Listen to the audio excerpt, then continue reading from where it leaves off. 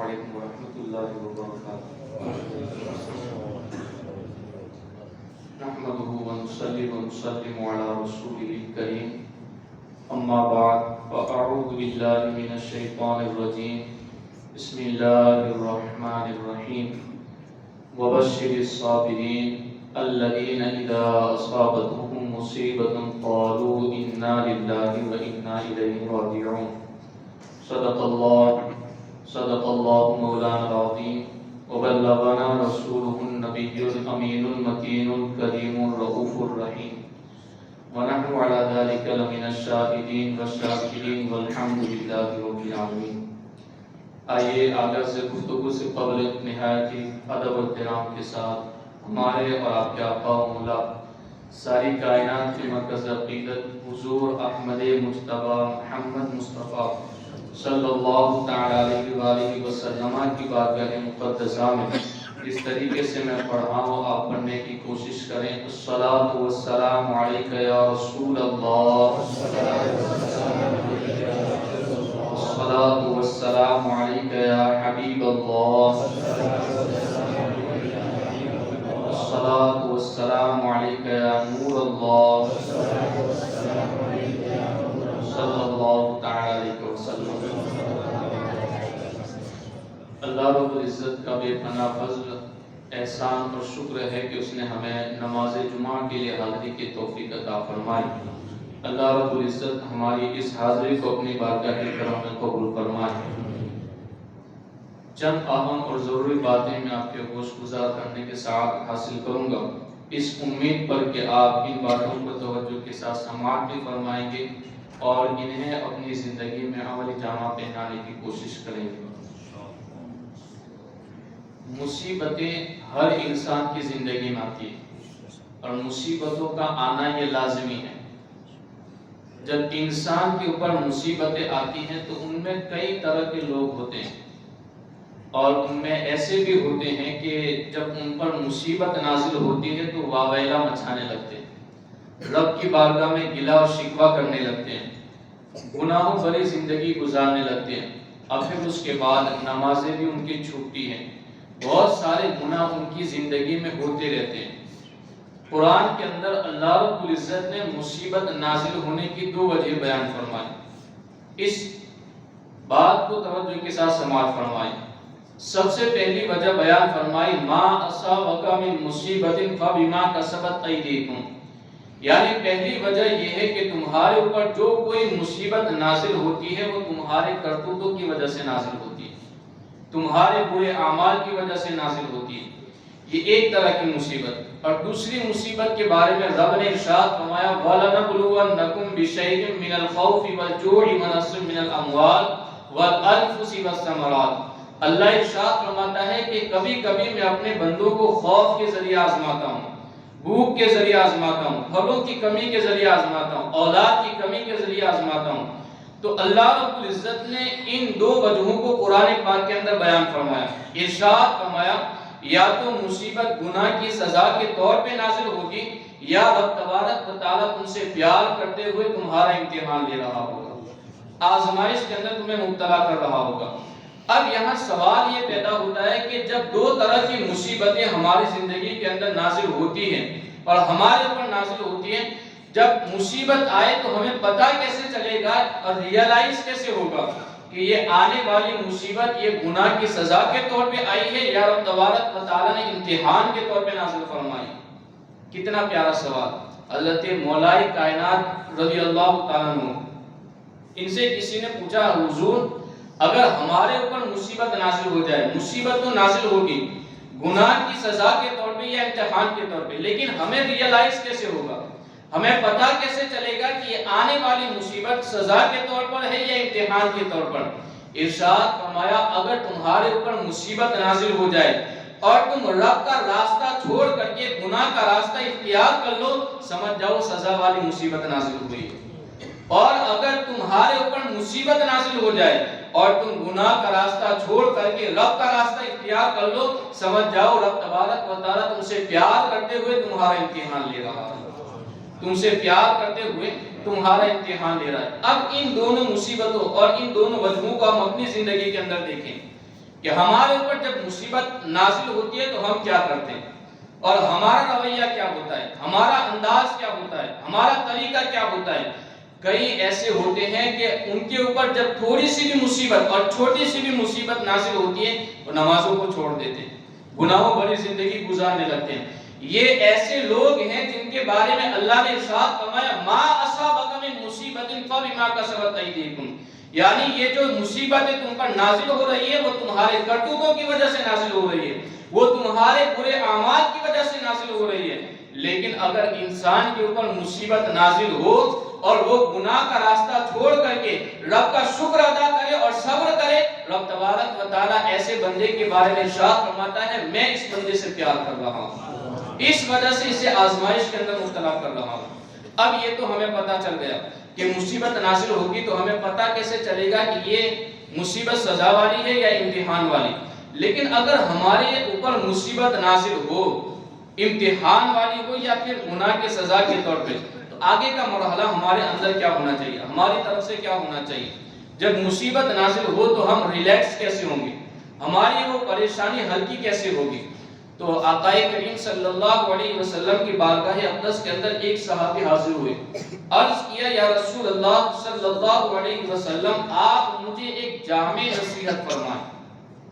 جامع کا مطلب ہوتا ہے الفاظ جس کے اندر کم ہو اور معنی کی زیادتی ہو، یعنی بہت سارا مفہوم چھوٹے سے الفاظ کے اندر بیان کر دیا گیا ہو، چھوٹے سے جملے کے اندر بیان کر دیا گیا ہو۔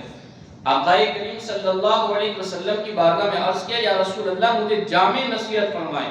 آقا کریم صلی اللہ علیہ وسلم نے ارشاد فرمایا کہ اللہ عز و جل کو اس کے فیصلے کے سلسلے میں اس پر الزام نہ دو، اس کو الزام نہ دو۔ یعنی کیا مطلب، اگر اللہ رب العزت نے کوئی فیصلہ ہمارے بارے میں فرما دیا ہے بخوشی قبول کر لو کہ رب نے جو فیصلہ فرمایا ہے ہم اس پر راضی ہیں۔ یہ ہماری زندگی کا مرحلہ ہونا چاہیے۔ اس پر ایک واقعہ سناؤ۔ ایک خاتون بوڑھی عورت ایک راستے سے گزر رہی تھی، گزرتے گزرتے نوجوانوں کی ایک ٹولی بھی وہاں پر کھڑی ہوئی تھی، گزرتے گزرتے اس کے پاؤں میں ٹھوکر لگی اور ناخن نکل گیا۔ اللہ اکبر۔ جب ہمارے پاؤں کا ناخن اس طریقے سے نکل جائے تو ہماری زبان سے چیخیں نکل جاتی ہیں، ہماری آنکھوں سے آنسو بھی جاری ہو جاتے ہیں، لیکن جب اس بوڑھی عورت کو ٹھوکر لگی اور اس کا ناخن نکل گیا تو وہ سامنے سے مسکرانے لگی۔ نوجوانوں نے تعجب سے پوچھا مائی جان بات کیا ہے، تمہارے پاؤں کا ناخن نکل گیا، اتنی تکلیف کے باوجود آپ مسکرا رہی ہیں؟ اللہ اکبر، کتنا پیارا جواب دیا۔ کاش کہ وہ جواب آج ہماری زندگی کے اندر بھی شامل ہو جائے، ہماری ساری مصیبتیں ہمیں ہلکی نظر آئیں گی، ہم ہر مصیبت کے اندر ریلیکس ہوتے ہوئے نظر آئیں گے۔ اس مائی نے ارشاد فرمایا بتاؤ تو صحیح یہ ناخون جو نکلا ہے یہ میرے چاہنے سے نکلا ہے یا کسی اور کے چاہنے سے نکلا ہے؟ اللہ اکبر۔ اس نوجوانوں کی ٹولی نے کہا کہ مائی جان یہ تمہارے چاہنے سے نہیں بلکہ رب کے چاہنے سے نکلا ہے۔ پھر اس مائی نے مسکراتے ہوئے جواب ارشاد فرمایا کہ رب میرا ناخون نکال کر کے خوش ہو رہا ہے، میں مسکرا کر کے بتا رہی ہوں مولا جس کام میں تو راضی ہے میں بھی اس میں راضی ہوں، جس کام میں تو راضی ہے میں بھی اس میں راضی ہوں۔ آج اگر یہی زندگی کا مرحلہ ہماری زندگی کے اندر شامل ہو جائے، یعنی یہی انداز ہماری زندگی کے اندر شامل ہو جائے، ہر مصیبت ہمیں ہلکی نظر آئے گی۔ لیکن جب بھی مصیبت آئے تو ہمیں سب سے پہلے پتہ کرنا ہے کہ یہ مصیبت ہمارے اوپر کیوں نازل ہوئی، کیوں نازل ہوئی ہے۔ اب اس کا ریزن جب ہمیں پتہ چل جائے، جب ہمیں اس کی وجہ اور اس کا سبب ہمیں پتہ چل جائے، پھر اس کے بعد کریکشن کرنے کی ضرورت، اصلاح کر لو اپنی، تاکہ بعد میں کوئی بڑی مصیبت کے اندر ہم نہ پھنس جائیں۔ جہاں کہیں مصیبت نازل ہو ہمیں پہلے ریزن تلاش کرنا ہے، اس کا سبب تلاش کرنا ہے، سبب مل جائے اس سبب کو دور کر دو، اس ریزن کو دور کر دو، انشاءاللہ آگے آنے والی مصیبت ہمیں ضرور ہلکی نظر آئے گی۔ اب یہاں پر اس سلسلے میں دو چار باتیں میں آپ کو سمجھاؤں کہ مصیبت ہمارے اوپر ضرور آنے والی ہے، لیکن اگر ہم مصیبت پر صبر کریں گے رب تبارک و تعالی ہمیں کیا انعام عطا فرمائے گا، اس پر ہمیں اجر کیا عطا فرمائے گا۔ اللہ رب العزت نے قرآن پاک کے اندر ارشاد فرمایا وبشر الصابرین الذین اذا اصابتهم مصیبۃ قالوا انا للہ وانا الیہ راجعون، یعنی کہ ان مصیبتوں کے نازل ہونے پر جو صبر کرنے والے ہیں اللہ ارشاد فرماتا ہے ایسے صبر کرنے والوں کو جنت کی بشارت عطا فرما دو، جنت کی بشارت عطا فرما دو۔ اور وہ صبر کرنے والوں کا انداز کتنا پیارا ہے، وہ انداز بھی رب تبارک و تعالیٰ نے قرآن پاک کے اندر بیان فرمایا۔ ارشاد فرمایا الذین اذا اصابتهم مصیبۃ قالوا انا للہ و انا الیہ راجعون۔ یہ صبر کرنے والوں کا انداز یہ ہے کہ جب ان پر کوئی مصیبت آتی ہے تو وہ کہتے ہیں انا للہ و انا الیہ راجعون۔ یہ کلمہ تو رب تبارک و تعالیٰ نے یہ کلمہ صرف مصیبت والے جو انداز تھا ان کا، صرف ان کا انداز نہیں بیان فرمایا، تعلیم بھی فرمائی۔ ارشاد فرمایا کہ ان کے انداز کے مطابق اگر تم عمل کرو گے رب تبارک و تعالیٰ تمہیں بھی بہترین طریقے پر انعام عطا فرمائے گا، تمہیں بھی بہترین طریقے پر جنت کا مزدحج حافظہ سنائے گا۔ اب یہ جو جملہ ہے انا للہ و انا الیہ راجعون، یہ جملہ کوئی معمولی جملہ نہیں ہے، یہ جملہ اتنا پیارا جملہ ہے کہ حضرت سعید ابن جبیر ارشاد فرماتے ہیں کہ یہ جملہ پہلے کی امتوں کو نہیں دیا گیا، یہ صرف امت مصطفیٰ کو عطا فرمایا گیا، یہ جملہ صرف امت مصطفیٰ کو عطا فرمایا گیا۔ تو مصیبت چھوٹی ہو یا بڑی مصیبت ہو، ہر مصیبت کے نازل ہونے پر ہمیں کیا پڑھنا ہے، انا للہ و انا الیہ راجعون۔ اس کا فائدہ کیا ہوگا؟ آقا کریم صلی اللہ علیہ وسلم کی بات بتا کر کے اس کا فائدہ بتاؤں۔ آقا کریم صلی اللہ علیہ وسلم گھر کے اندر داخل ہوئے، ماں عائشہ صدیقہ رضی اللہ تعالیٰ عنہ گھر میں جلوہ فروز تھی، گھر میں تشریف لائے تو چراغ بجھ گیا، تو آقا کریم صلی اللہ علیہ وسلم نے یہی جملہ پڑھا انا للہ و انا الیہ راجعون۔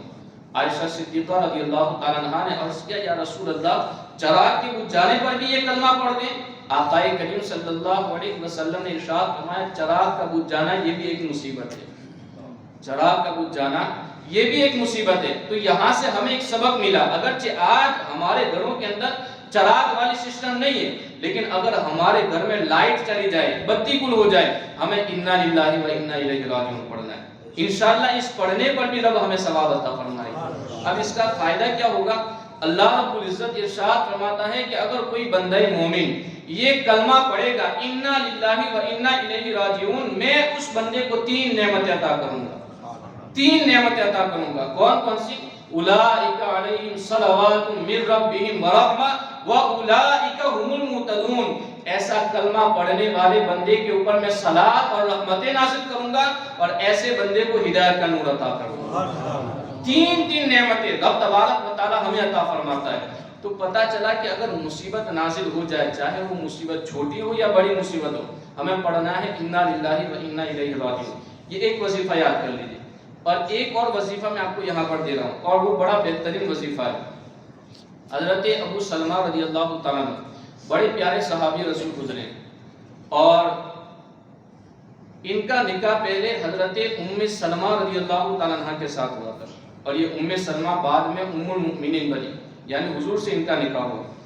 اب حضرت ام سلمہ رضی اللہ تعالیٰ عنہ ارشاد فرماتی ہیں کہ میں ایک مرتبہ گھر میں بیٹھی ہوئی تھی کہ میرے شوہر حضرت ابو سلمہ حضور کی بارگاہ سے تشریف لائے اور خوشی سے جم رہے تھے، اور میرے پاس آ کر کے ابو سلمہ نے کہا اے ام سلمہ آج میں نے حضور سے بڑی پیاری حدیث سنی ہے، آج میں نے حضور سے بڑی پیاری حدیث سنی ہے۔ اور وہ حدیث کیا ہے؟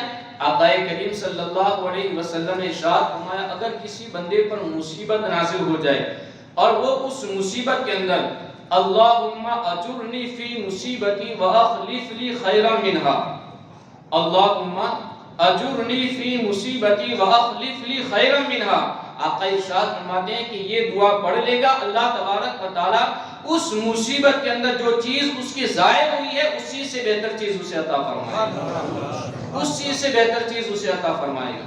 تو یہ 2 جملے اور یہ 2 کلمے اور یہ 2 وظیفے آپ اپنی زندگی کے اندر شامل کر لیجئے۔ پہلے پڑھنا ہے انا للہ و انا الیہ راجعون، اور بعد میں پڑھنا ہے اللہم اجرنی فی مصیبتی واخلف لی خیرا منہا۔ انشاءاللہ اگر ہم مصیبت کے نازل ہونے پر یہ دعا پڑھ لیں گے، رب تبارک و تعالی ہماری اس مصیبت کے اندر جو چیز ضائع ہوگی، ختم ہو جائے گی، اس چیز سے بہتر چیز ہمیں رب عطا فرمائے گا۔ حضرت ام سلمہ ارشاد فرماتی ہے کہ میں نے یہ دعا سیکھ لی اور یاد کر لی۔ چند دنوں کے بعد میرے شوہر حضرت ابو سلمہ کا انتقال ہو گیا، تو میں نے جو دعا ابو سلمہ کے ذریعے سیکھی تھی وہ دعا بھی پڑھ لی اور انا للہ و انا الیہ راجعون بھی پڑھ لیا۔ اب حضرت ام سلمہ کہتی ہیں کہ مجھے ایک تعجب ہوا کہ مجھے ابو سلمہ سے بہتر شوہر کہاں مل سکتا ہے، تھے وہ بڑے پیارے صحابی رسول، کہنے لگی کہ مجھے ابو سلمہ سے بہتر شوہر کہاں سے مل سکتا ہے؟ لیکن حضرت ام سلمہ ارشاد فرماتی یہ دعا حضور نے تعلیم فرمائی، اس کی برکتیں ضرور رب مجھے عطا فرمائے. دیکھو رب تبارک و تعالیٰ نے اس دعا کے پڑھنے کی برکت انہیں کیسے عطا فرمائی. ارشاد فرماتی ہے کہ میں عدت گزارنے کے بعد باہر بیٹھی ہوئی تھی کہ حضور تشریف لائے اور ارشاد فرمایا اے ام سلمہ میں تمہارے ساتھ نکاح کرنا چاہتا ہوں، میں تمہارے ساتھ نکاح کرنا چاہتا ہوں. حضرت ام سلمہ ارشاد فرماتی ہیں کہ مجھے وہ دعا یاد آ گئی اور یقین کامل ہو گیا کہ رب تبارک و تعالیٰ نے اس دعا کے پڑھنے کی برکت سے مجھے ابو سلمہ سے بہتر شوہر عطا فرما دیا، مجھے ابو سلمہ سے بہتر شوہر عطا فرما دیا.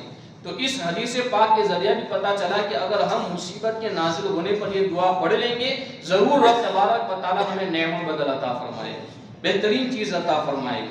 اور اس میں ہمیں ایک بات کا خاص خیال رکھنا ہے کہ جب ہمارے اوپر مصیبت نازل ہو جائے تو ہمیں واویلا نہیں کرنا ہے، بے صبری کا اظہار نہیں کرنا ہے، صبر کا دامن اپنے ہاتھ سے نہیں جانے دینا ہے. کتنے لوگ ایسے ہوتے ہیں کہ زبان سے اگرچہ کچھ نہیں کہتے لیکن ان کی باڈی لینگویج ایسی بتا رہی ہوتی ہے کہ وہ اپنی مصیبت کا اظہار کر رہے ہیں. ادھر ادھر جسم کریں گے، باڈی لینگویج ایسی بنائیں گے جس کے ذریعے ایسا پتا چلتا ہے کہ اس بندے پر بہت بڑی مصیبت آن پڑی ہے. اللہ. تو اس طریقے سے باڈی لینگویج بھی بنانا یہ صبر کا دامن چھوڑنے کے مترادف ہے. جب صبر کا دامن مصیبت کے اندر ہم سے چھوٹ جائے گا تو ثواب بھی نہیں ملنے والا. اس وجہ سے بے صبری کا اظہار مصیبت کے اندر نہیں کرنا چاہیے اور ہر کس و ناقص سے اپنی مصیبت کا اظہار وہاں پر جا کر کے نہیں کرنا چاہیے. ہاں اگر ہم اپنی مصیبت کا اظہار کسی بزرگ کی بارگاہ میں کر رہے ہیں یا کسی عالم دین کی بارگاہ میں کر رہے ہیں تو یہاں پر بے صبری نہیں ہے، یہ بے صبری کے زمرے میں نہیں آئے گا. کیوں؟ اس وجہ سے کہ اس بندے کی نیت یہاں پر اظہار کرنے کی یہ ہوتی ہے کہ میں ان کے سامنے اپنی مصیبت کا اظہار کروں گا، یہ دعا کریں کہ رب تبارک و تعالیٰ ان کی دعاؤں کی برکت سے میری مصیبت دور فرما دے. یہ نیت ہوتی ہے. اور یہ نیت رکھنے کے بعد اگر کسی بزرگ کے سامنے اور کسی عالم دین کے سامنے ہم نے اپنی مصیبت کا اظہار کیا تو یہ صحابہ کرام کے طریقے پر عمل کرنا ہوگا، صحابہ کرام کے طریقے پر عمل، یہ کسی اور کے طریقے پر نہیں. یہ حدیث پاک سناؤ. حضرت قتادہ رضی اللہ تعالیٰ عنہ بڑے پیارے صحابی رسول گزرے. حضرت قتادہ رضی اللہ تعالیٰ عنہ ایک مرتبہ جنگ کے موقع پر حضور کے ساتھ تشریف لائے تو جنگ میں لڑ رہے تھے دشمنوں کے ساتھ کہ تیر لگا اور آنکھ میں لگا اور آنکھ کا ڈیلا ہاتھ میں باہر آ گیا. جیسے ہی تیر دشمن کا لگا آنکھ کا ڈیلا ہاتھ میں باہر آ گیا. اب کتنی بڑی مصیبت کہ آنکھ کا ڈیلا ہاتھ میں باہر آ گیا ہے. یہ مصیبت لے کر کے دوڑے دوڑے حضور کی بارگاہ میں حاضر ہوئے.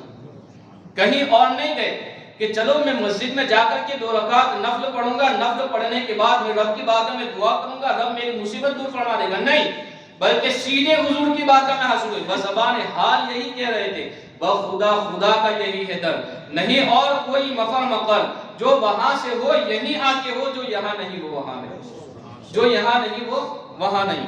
تو یہ عقیدہ لے کر کے حضرت قتادہ رضی اللہ تعالیٰ عنہ حضور کی بارگاہ میں حاضر ہوئے. کتنی بڑی مصیبت، آقا کی بارگاہ میں حاضر ہو. عرض کیا یا رسول اللہ دشمن کا تیر لگائے اور آنکھ کا ڈیلا ہاتھ میں باہر آ گئے، علاج فرما دیجیے. تو حضور نے بھی یہ نہ فرمایا کہ اے قتادہ میرے پاس کیوں آئے ہو، میں تو تمہاری کوئی مدد نہیں کر سکتا، میرے پاس تو کوئی اختیار نہیں ہے. نہیں، کیوں؟ اس وجہ سے کہ وَأَمَّا السَّائِلَ فَلَا تَنْهَرْ، محبوب تمہارے پاس اگر کوئی سائل آ جائے اسے ٹھکرانا نہیں. أُوتِيتُ مَفَاتِحَ خَزَائِنِ الْأَرْضِ وَالسَّمَاوَاتِ، آسمان و زمین کی ساری کنجیاں ہم نے تمہارے ہاتھوں میں رکھی ہے، جسے چاہو اسے عطا کر دو. حضرت قتادہ آئے تو حضور نے بھی یہ نہ فرمایا کہ مسجد کے اندر جاؤ 2 رکعت نفل پڑھو پھر اس کے بعد رب کی بارگاہ میں دعا کرو، رب تمہاری مصیبت دور فرما دے گا. نہیں، بلکہ جیسے حضرت قتادہ آئے 2 باتیں آپ حضور صلی اللہ علیہ وسلم نے حضرت قتادہ کے سامنے رکھی اور یہ حدیث متفق علیہ حدیث ہے. آقا کریم صلی اللہ علیہ وسلم نے 2 باتیں حضرت قتادہ کے سامنے رکھی. ارشاد فرمایا ان شئت صبرت لک ولک الجنہ، اے قتادہ اگر تم اس مصیبت پر صبر کرتے ہو تو میں تمہیں جنت کا پروانہ عطا کرتا ہوں. اب یہاں یہ جملہ بول کر کے اگر حضور خاموش ہو جاتے تو آنے والی نسلوں کو یہ اعتراض کرنے کا موقع مل سکتا تھا کہ دیکھو حضور نے جنت کا کہہ کر کے آنکھ نہیں لوٹائی. لیکن یہ جملہ کہنے کے بعد دوسری مرتبہ فوراً ارشاد فرمایا گھبرانا نہیں، وَإِن شِئْتَ رَدَدْتُكَ، اے قتادہ اگر تم چاہو گے تو میں تمہاری آنکھ بھی لوٹا سکتا ہوں، میں تمہاری آنکھ بھی واپس لوٹا سکتا ہوں. اب حضرت قتادہ نے کتنی پیارے انداز میں مانگا دیکھو مانگنا ہے تو صحابہ کرام کی زندگی سے سیکھو. انہوں نے ہمیں مانگنے کے طریقے سکھائے کہ حضور کی بارگاہ سے مانگا کیسے جائے. حضرت قتادہ نے عرض کیا، جیسے یہ دو باتیں سنی، عرض کیا یا رسول اللہ آنکھ میری نکل گئی تھی اور اسی کی طلب میں آپ کی بارگاہ میں حاضر ہوا تھا. آقا آنکھ میرے مانگنے سے عطا کر دیجئے اور جنت آپ کے کرم سے عطا کر دیجئے، اور جنت آپ کے کرم سے عطا کر دیجئے. جب حضور نے یہ بات سنی تو مسکرا پڑے. حضرت قتادہ کو قریب بلایا، ارشاد فرمایا کہ آنکھ کا ڈیلا مجھے دے دو. آنکھ کا ڈیلا حضور نے ہاتھ میں لیا، جہاں تھا وہیں چشم خانے میں واپس لوٹا. اور جب چشم خانے میں واپس لوٹا دیا کہ حضور کی بارگاہ سے اور مجلس سے نکلے تو لوگوں نے پوچھا قتادہ بات کیا ہے؟ ایک آنکھ سے دوسری والی آنکھ زیادہ روشن نظر آتی ہے. تو حضرت قتادہ کے ایمان نے انگڑائی، ارشاد فرمایا ایک آنکھ تو وہ ہے جو هو الذی یصورکم کے تحت فرشتوں نے میری ماں کے پیٹ کے اندر لگائی تھی، لیکن یہ دوسری والی آنکھ جو تمہیں روشن اور منور نظر آتی ہے یہ کسی اور نے نہیں، محبوب رب العالمین نے لگائی، محبوب رب العالمین نے لگائی. تو پتا چلا کہ مصیبت نازل ہونے پر اگر ہم کسی بزرگ کی بارگاہ میں حاضر ہوں گے تو یہ بے صبری کا اظہار نہیں ہے، یہ صبر کا دامن ہاتھ سے چھوڑنے کے مترادف نہیں ہے، بلکہ یہ صحابہ کرام کی سنت پر عمل کرنا ہے. اسی طریقے سے حضرت ابو ہریرہ رضی اللہ تعالیٰ عنہ، ایک آخری بات پیش کر کے اپنے گفتگو کو ختم کروں. حضرت ابو ہریرہ رضی اللہ تعالیٰ عنہ جب حضور کی بارگاہ میں حاضر ہوتے تو ارشاد فرماتے ہیں کہ میں بڑا کن ذہن تھا، حضور کی باتیں مجھے یاد نہیں رہتی تھی، مجلس سے نکلتا تھا کیا بیان کیا گیا مجھے یاد نہیں رہتا تھا. ایک مرتبہ میں حضور کی بارگاہ میں حاضر ہوا، عرض کیا یا رسول اللہ میں آپ کی باتیں بڑی سنتا ہوں صلی اللہ علیہ وسلم، میں آپ کی باتیں بڑی سنتا ہوں لیکن مجھے یاد نہیں رہتی ہے. تو آقا نے یہ نہ فرمایا کسی ڈاکٹر کے پاس جاؤ، کسی معالج کے پاس جاؤ یا کاجو بادام کھاؤ، یہ بھی نہ فرمایا، بلکہ ارشاد فرمایا کہ او بسوک ریدا آقا، اے ابو ہریرہ اپنی چادر کو پھیلا دو، اے ابو ہریرہ اپنی چادر کو پھیلا دو. حضرت ابو ہریرہ نے چادر کو پھیلا دیا. پھر حضور اکرم صلی اللہ علیہ وسلم نے اس طریقے سے ہوا میں اپنے ہاتھوں کو لہرایا اور لہرا کر کے پھر حضرت ابو ہریرہ کی جولی میں ڈال دیا. اب حضرت ابو ہریرہ سے ارشاد فرمایا ضمہ الی صدرک یا ابا ہریرہ، اے ابو ہریرہ اس جولی اور اس چادر کو سمیٹ کر کے اپنے سینے سے لگا دو. حضرت ابو ہریرہ ارشاد فرماتے ہیں کہ جیسے ہی میں نے حضور کی نعمت کو سینے سے لگا لیا اس کے بعد سے آج تک میں حضور کی کوئی حدیث نہیں بھولا. اس کے بعد سے آج تک دیکھو حضور نے مصیبت کا علاج کیسے کیا، کہیں اور نہیں گئے، کسی ڈاکٹر کے پاس یا کسی معالج کے پاس نہیں گئے، بلکہ حضور کی بارگاہ میں حاضر ہوئے. اب حضرت ابو ہریرہ نے بھی حضور کی بارگاہ میں یہ حدیث نہ پیش کیا کہ یا رسول اللہ نہ آپ کے ہاتھ میں کچھ نظر آیا اور نہ ہی میری جولی میں کچھ نظر آیا، اسے میں سمیٹ کر کے اپنے سینے سے کیسے لگا لوں، یہ نہ اعتراض کیا. کیوں؟ اس وجہ سے کہ ابو ہریرہ جانتے تھے کہ جہاں حضور ظاہری چیزوں کو عطا کرتے ہیں وہیں حضور باطنی چیزوں کو بھی عطا کر دیا کرتے. تو اگر ہم کسی بزرگ کی بارگاہ میں جا کر کے ان سے دعا کرواتے ہیں اپنی مصیبت کے حوالے سے تو یہ بے صبری کا اظہار نہیں ہے، بلکہ ان کے پاس جائیے، مصیبت کا اظہار کیجیے، وہاں پر ان سے کہیے کہ حضور ہمارے لیے دعا فرمائیں. انشاءاللہ رب تبارک و تعالی ان کی دعاؤں کی برکت سے ہماری مصیبتیں دور فرما دے. دو وظیفے آپ نے ضرور یاد رکھنے، انا للہ و انا الیہ راجعون، اللہم اجرنی فی مصیبتی واخلف لی خیرا منہا. یہ وظیفہ آپ کو مصیبت نازل ہونے کے وقت ضرور پڑھ لینا ہے. انشاءاللہ رب تبارک و تعالی ہمیں ضرور نعم البدل عطا فرمائے گا. اللہ رب العزت ہمیں عمل کرنے کی توفیق عطا فرمائے. بیان کے دوران جو لفظ خطا واقع اللہ رب العزت معاف فرمائے. استغفر اللہ ربی من کل ذنب و اتوب الیہ وما علینا الا البلاغ المبین. السلام علیکم ورحمۃ اللہ وبرکاتہ.